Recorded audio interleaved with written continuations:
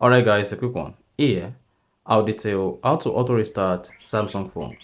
So if at the end of this you found this helpful and informative, please don't forget to like and then subscribe. Now, the first thing you want to do to auto restart a Samsung phone is go ahead and click on settings. Once you select settings, locate and click on device gear. Under device gear, scroll down, locate and click on auto optimization. Then select auto restart. Then you can choose between restart when needed and restart on schedule. So to restart on schedule, turn on restart on schedule, then select the days of the week where you want to restart your Samsung phone. Click on time and then set your time to your preferred time. In this case, I set my time to 11:59 and then click on done. That's it. Your phone will restart automatically within 1 hour of the time you set.